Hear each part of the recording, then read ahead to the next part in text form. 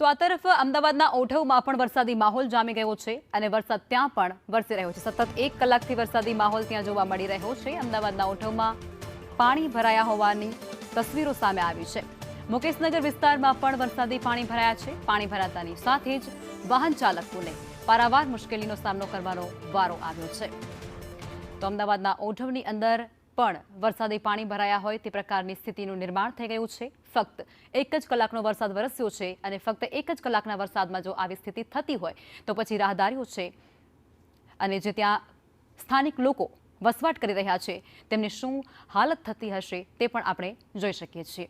વાહન ચાલકો ઘૂંટણસમા પાણીમાંથી પસાર થઈ રહ્યા છે। ત્યાં જે સ્થાનિક લોકો છે જે ત્યાં વસવાટ કરી રહ્યા છે સતત તે લોકો સરકાર સામે આ વસ્તુ રજૂ કરી રહ્યા છે। પાણી ભરાવાની સમસ્યા આજ કે પછી કાલની નથી, વર્ષોથી આ સમસ્યા હોવાનું ત્યાંના જે સ્થાનિક લોકો છે તે કહી રહ્યા છે અને તે છતાં કોઈ પણ પ્રકારની એવી સખત કાર્યવાહી કરવામાં નથી આવતી જેને લઈ અને તેમને આ મુશ્કેલીનો સામનો દર વર્ષે ચોમાસા દરમિયાન ન કરવો પડે।